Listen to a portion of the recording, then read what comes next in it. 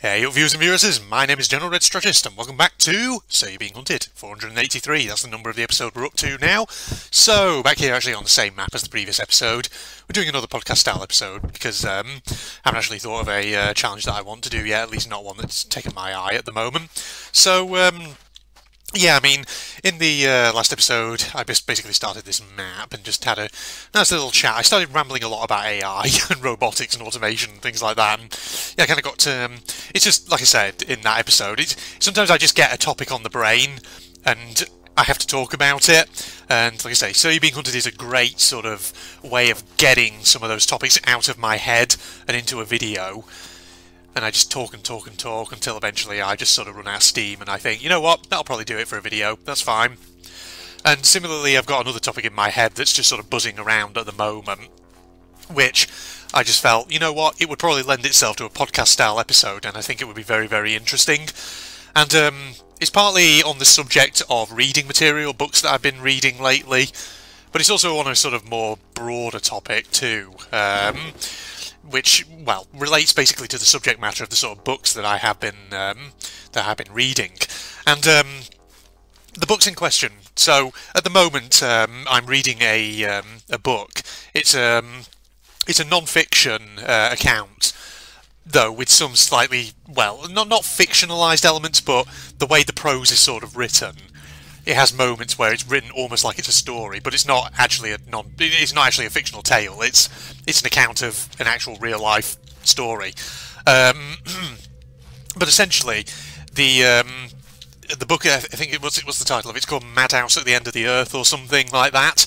And essentially, it's about a polar expedition that was mounted to the Antarctic in the very late 19th century. I think it was about 1897-ish, somewhere around there.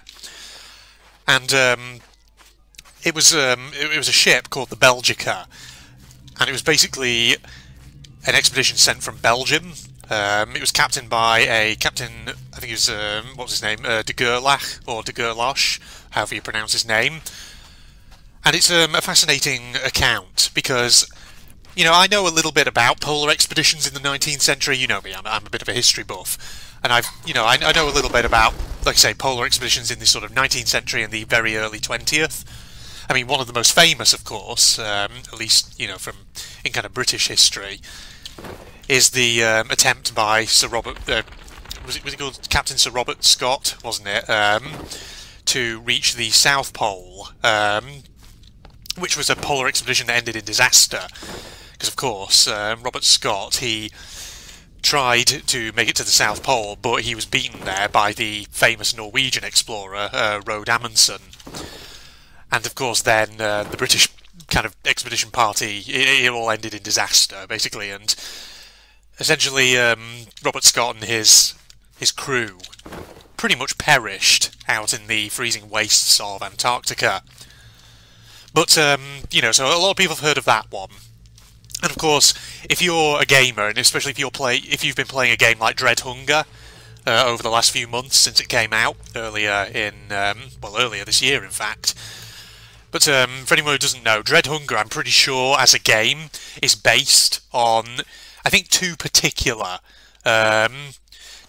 ships that were sent to explore the Northwest Passage in the sort of mid-19th century. So you might well have heard of the HMS Terror and HMS Erebus. Essentially, these were two British ships sent out, like I say, in the mid-19th century, about 1847 or 8-ish, around about there. And both of those, I mean, the story of them is pretty infamous. Essentially, the expedition that they were on, they were supposed to kind of chart the sort of Northwest Passage over Canada to see if there's a route through the icebound waters to the Pacific. Or something like that, I think it was. I can't remember, it's been a while since I read the book in question.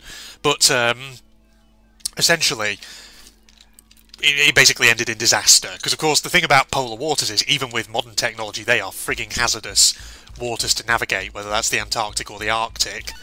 And, of course, you know, the biggest danger, especially for, well, actually, just, you know, not just for ships back then, but also for ships today, and research vessels, is that if you go down into those areas, the ice can sort of close in around your vessel, and if it becomes too strong, your vessel essentially becomes stranded just miles from nowhere in the middle of the ice.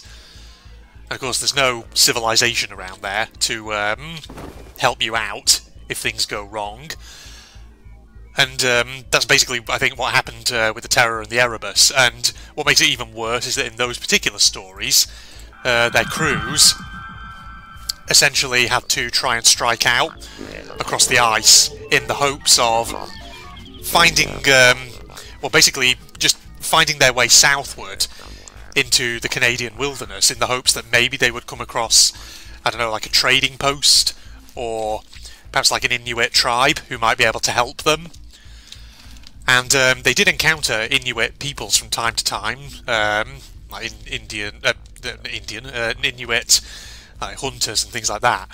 But quite often, those few Inuit people they did encounter weren't able to help them, because they just didn't really have the supplies to be able to kind of feed them all or anything like that. So they had to just trade a few odds and knickknacks with them, but in the end it didn't really help them much. And so, you know, where this kind of story goes is that the crews of these two British ships back in the mid-19th century, they basically all perished. And there are accounts of, for example, from the Inuit, suggesting that in their desperation, these crews ended up even turning to like cannibalism in an effort to survive long enough, in the hopes that eventually someone would find them and help them, or that they'd reach somewhere where they could get assistance. And of course it's also an infamous story because when this information came to the Victorian public at the time, it caused absolute shock at a kind of national level in the UK. And basically, you know, Victorian Britain could not sort of grasp this idea that it had ended so disastrously. And in fact, when the Inuit accounts started to come through suggesting that these British sailors and officers had even resorted to cannibalism at times to try and survive, there was just like outrage, because not because of the idea of not outrage at the fact that these British sailors had committed cannibalism potentially, but more outrage at the mere suggestion that they might have done so. And I suppose you have to kind of take into account the context of that time, because this was sort of the mid-Victorian era, and it was a time when you had increasing ideas that, you know, white people were superior and were civilized compared to the rest of the world. You know, it's obviously it's all rubbish, of course. Today we know absolutely differently, but back then, of course, that's what they believed. And the mere suggestion that, you know, white British officers and gentlemen would resort to cannibalism was utterly unthinkable to a Victorian British public. So much so that so many people at the time basically questioned the Inuit accounts and accused them of lying. Even renowned figures like Charles Dickens basically penned letters saying, how dare the Inuit say things like this, and stuff like that. And by all accounts, you know, Charles Dickens's words, the Inuit was so kind of insulted by it that to this day, you know, in their culture, it still kind of offends. It's still quite a sensitive issue. But you know, that's the story of the Erebus and the Terror, which I'm pretty sure are big inspirations, like I say, for that video game Dreadhunger. Dreadhunger, incidentally, well, it was one of the games that I did in a Steam Reviews video. I think it was it the January 2022? January this year? I think it was, wasn't it? When Dreadhunger was featured on there. But Dreadhunger is essentially a social deduction simulator, which is set on a sort of mid-19th century polar exploration ship. Two people are bad, and you know, the rest of the players have to deduce who it is and all that. Obviously, you know, it's only loosely inspired by the real life events, but yeah, you can see where the kind of inspiration draws from. And but yeah, so that's the Terror and the Erebus. So I read a book about those a few months ago. It was written actually by Michael Palin, I think. Michael Palin, incidentally, for anyone who needs reminding, was he was part of Monty Python back in the sort of 70s, round about then. He was one of those guys, but he, you know, he writes books, and he wrote a book about the Erebus and the Terror, and it was, you know, it's a great read.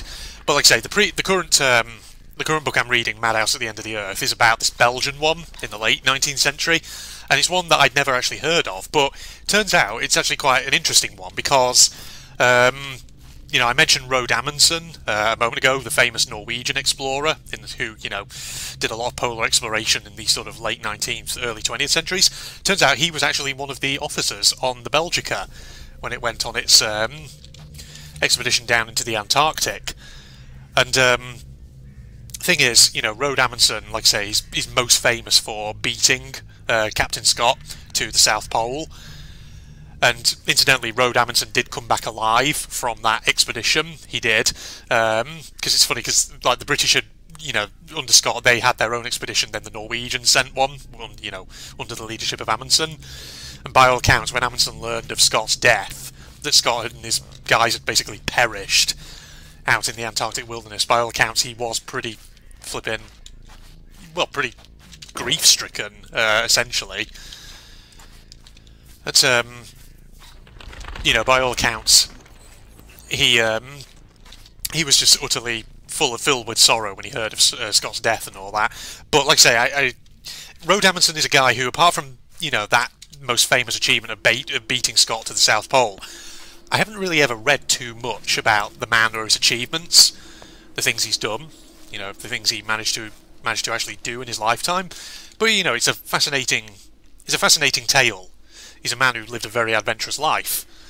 And the thing is, like, reading about the Belgica, one of the earlier expeditions that he went on, you know, he was just one of a cast of quite interesting individuals on that ship. So obviously, on the one hand, you had the, you know, the Belgian officers and crew members who sort of formed kind of the core of the Belgica's crew. But then you had other quite interesting characters as well, obviously like Amundsen, but also an American physician and explorer called Frederick Cook, who I'd never actually heard of, but who I have a feeling could be another very interesting figure to actually read more and more about. So Frederick Cook, by all accounts, was a guy who came from quite humble beginnings, at least according to this book that I'm reading. Essentially, he had to spend a lot of his life growing up basically working in the day and then doing his education at night, just slaving away. And he'd always entertained ambitions of becoming a polar explorer, of actually going out, exploring these really quite, what were at the time very kind of mystical regions of the world, because of course nobody had really ever been to places like the North Pole or the South Pole. People just didn't really know a lot about them, because of course because of how inhospitable they were. And you know, Frederick Cook got his kind of chance when he was able to sign up to become the doctor on board the Belgica. And so, again, he's another, like I say, he's a figure who I probably would find very interesting to read more and more about, along with Amundsen. So I'm about halfway through this book on the Belgica at the moment, and where I'm up to, it's basically getting to the point now where essentially bad shit is going down, let's put it that way. I mean, I know that's probably sounds like I'm being a bit flippant with the subject matter, but essentially, from what I understand, I'm guessing the Belgica story doesn't end entirely well. I mean, obviously, if Amundsen is on board, then naturally, I think at some point, some of the crew at least are going to get out alive, because obviously Amundsen has to survive. Otherwise, how on earth could he have gone on to his subsequent expeditions? But it'll be interesting. I'm kind of interested to see where it goes and where the story kind of turns out, because essentially, where I'm kind of up to at the moment, what essentially happened to the Belgica was that it became trapped in the Antarctic ice for months on end.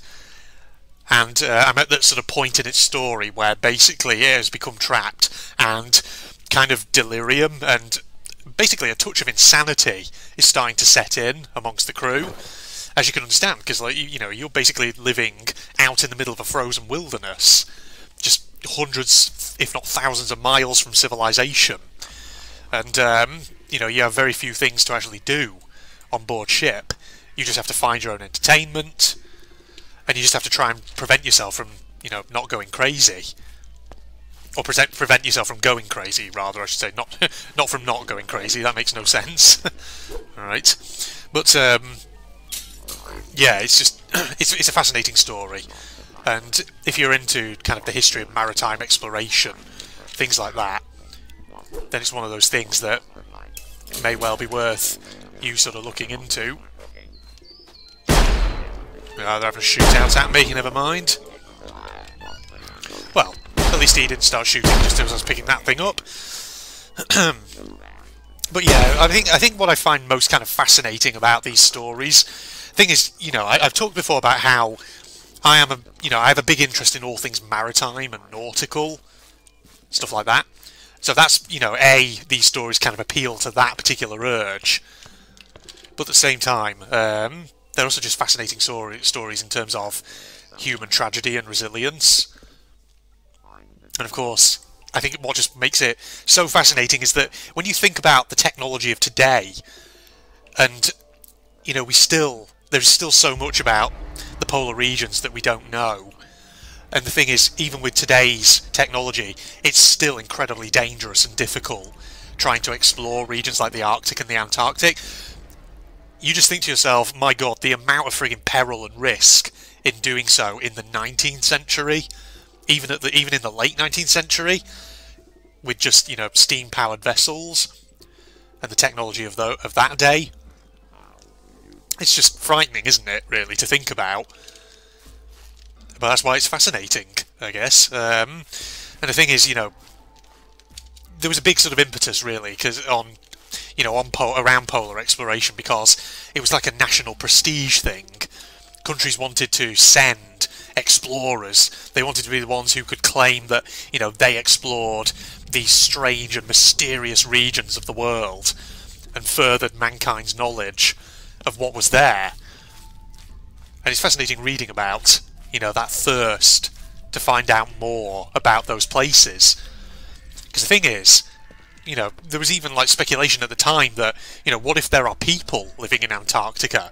I mean, obviously, you know, there's no evidence of that, and there's never been any evidence of that because it's so far south, and it's so inhospitable that how on earth could a human civilization survive down there?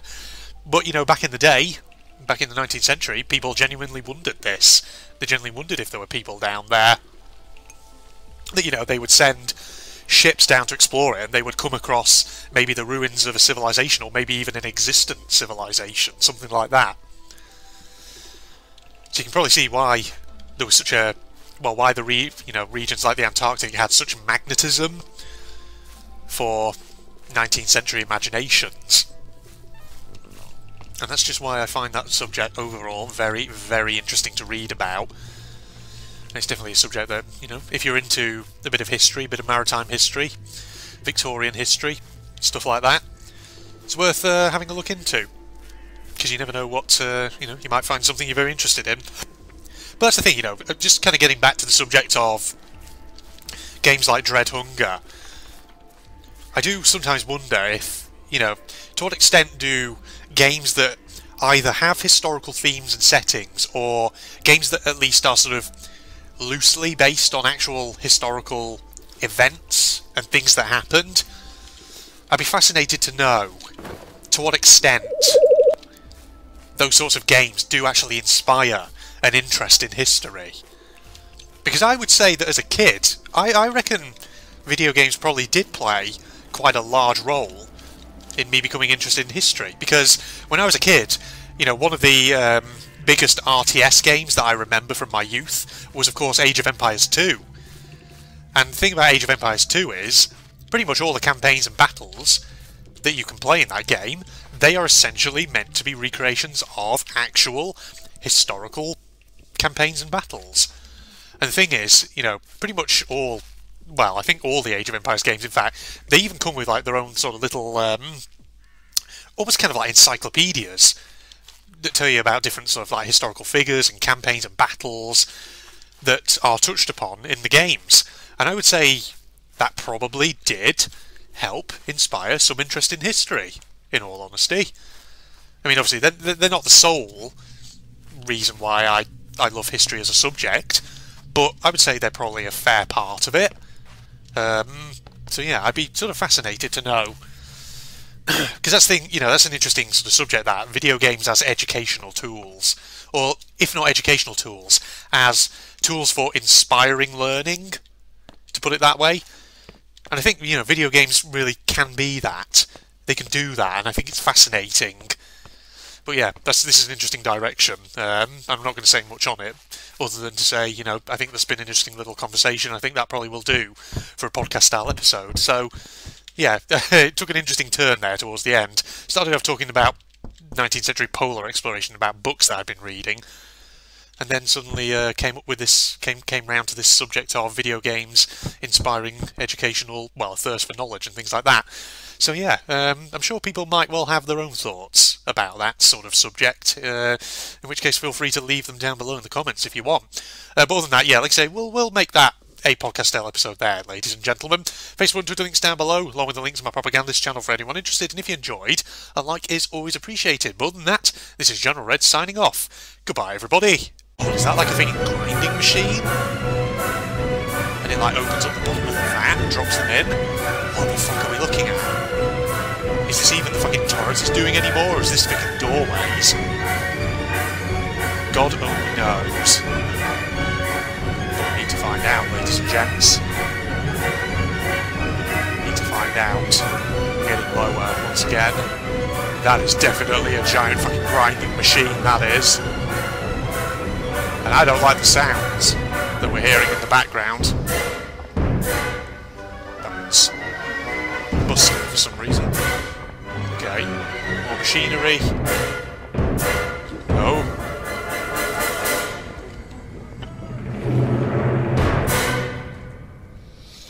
I don't know what that was.